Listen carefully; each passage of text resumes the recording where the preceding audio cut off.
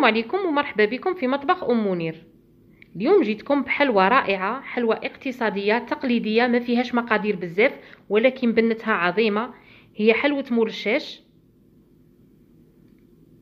كاين عدة طرق لتحضير هذه الحلوى، نتمنى تشوفوا طريقتي وتستافدوا منها. متأكدة راح تعجبكم إذا جربتوها. بقوا معايا أخواتي حتى لآخر الفيديو باش تشوفوا المقادير وطريقة التحضير. نتمنى لكم فرجة ممتعة.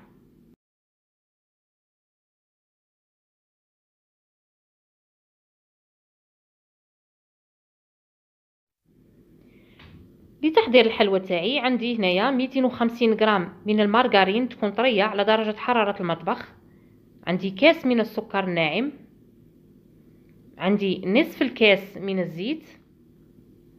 عندي 250 غرام من نشاء الذره او ما يعرف بالمايزينا. بالنسبه للاخوات اللي ما عندهمش الميزان راكم تشوفوا جاتني غرفيه تحريره. عندي 3 حبات من البيض، نصف كيس من خميره الحلويات، وفرينه حسب الحاجه. فرينه نعرفها في القوام تاع العجينه، دوك تشوفوا القوام كي لازم يكون داير. نبدا اولا بسم الله. ندير السكر الناعم مع المارغرين.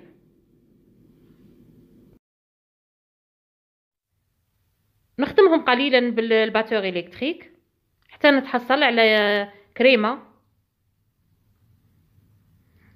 الان نضيف البيض الواحده تلو الاخرى.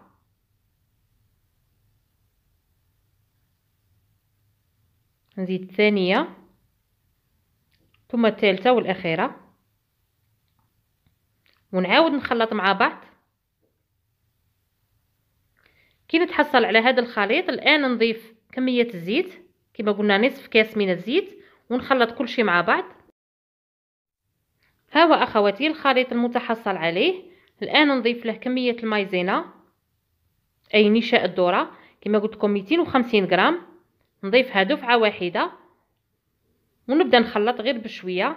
هنايا لا داعي لاستعمال الباتور، فقط بالملعقه.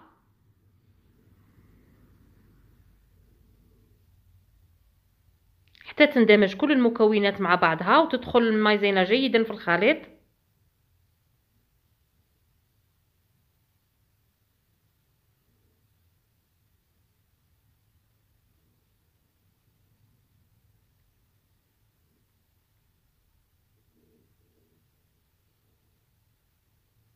كما راكم تشوفوا اخواتي.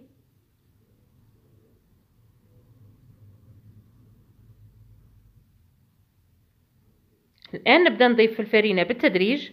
نضيف كميه قليله فقط حوالي ملعقتين او 3 باش ندير فوقها الخميره الكيميائيه.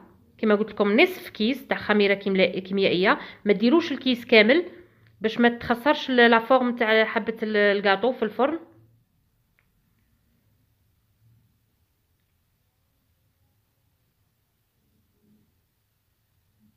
ونبدا نخدم بالتدريج حتى نتحصل على القوام اللي راني باغيته.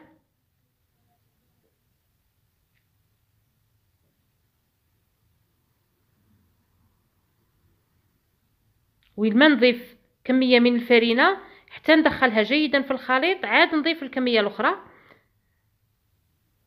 باش ما تجينيش العجينه تاعي ناشفه.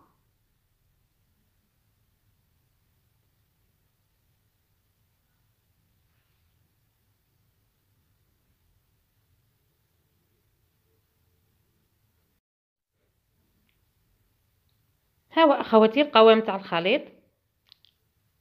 الان نضيف له نشاء الذره او ما يعرف بالمايزينا. نضيفها على دفعه واحده ونبدا نخدم فيها بالتدريج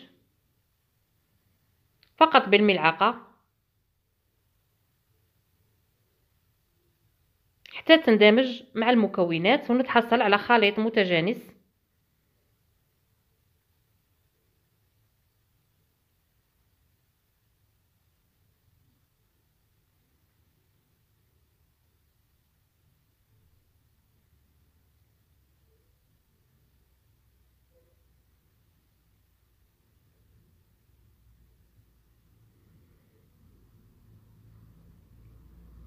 الان نبدا نضيف الفرينه.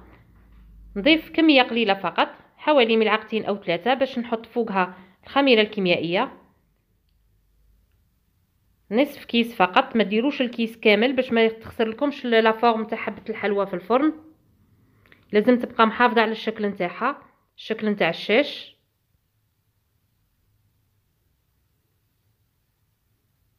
كما راكم تشوفوا نضيف الفرينه بالتدريج، وين ما نحط كميه حتى ندخلها جيدا في الخليط، عاد نضيف الكميه الاخرى باش ما نشفش العجينه تاعي. هنايا الغرض من هذه الحلوى لازم العجينه تبقى طريه ما تجيش ناشفه.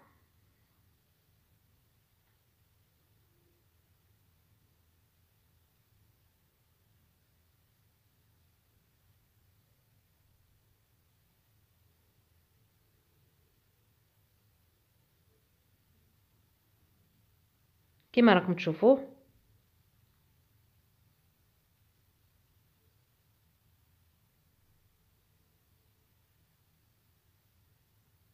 ونكمل بهذه الطريقه حتى نتحصل على القوام المطلوب. ودوك نوري لكم القوام اللي لازم تكون عليه العجينه.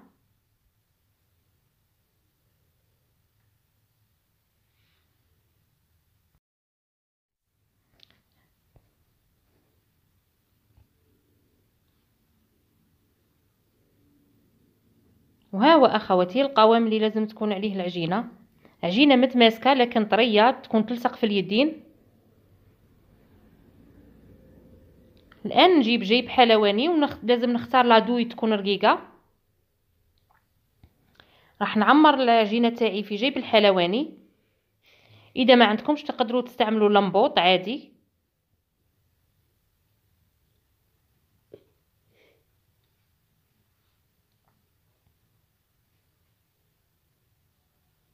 كما راكم تشوفوا العجينه راهي تلصق. وهنايا كاين طريقتين للتشكيل غادي نوريهم لكم للزوج، وانتم تختاروا الطريقه اللي تجيكم اسهل واللي تساعدكم. اذا الطريقه الاولى فوق سطح العمل ندير شريط على هذا الشكل كما راكم تشوفوا،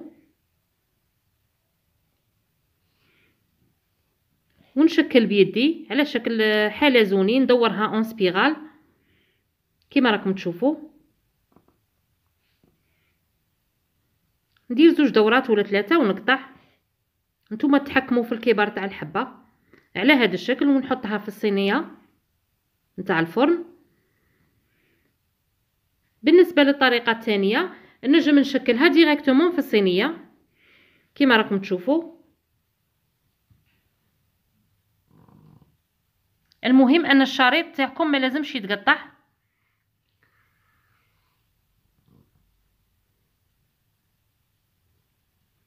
ها هي الحبه الثانيه.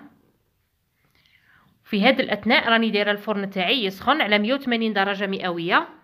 راح نطيب الحبات نتاوعي. بعد ما ينضج الكاطو تاعي نعاود نشعل عليه من الفوق باش يدي لون. راكم تعرفوا بلي الحلوى تاع المايزينا دائما اللون تاعها يقعد ابيض. انا نفضل الحلوى تاعي تجي شويه دوغي، نبغي نعطيها شويه احمرار على الوجه. اذا نكمل بنفس الطريقه، نطيب الحلوى نتاعي نخليها تبرد تماما ونعاود نرجع لكم باش نكملوا التزيين مع بعض.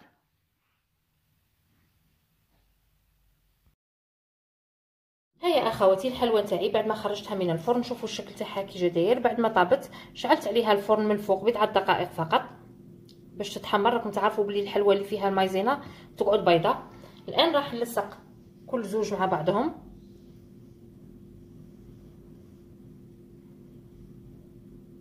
بالمربى.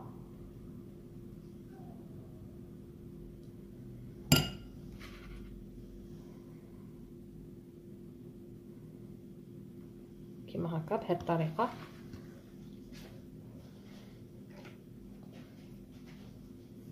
وهنايا فقط بواسطه بانسو باش ما نرفدش بزاف راح ندهن الحواف بالمربى.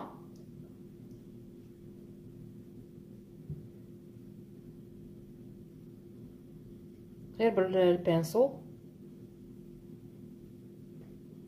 ونفوتها في اي نوع من المكسرات كان عندكم. هنا ندايا كاوكاو مقلي ومطحون، تقدروا تستعملوا جوز الهند ولا اي نوع من المكسرات يكون عندكم.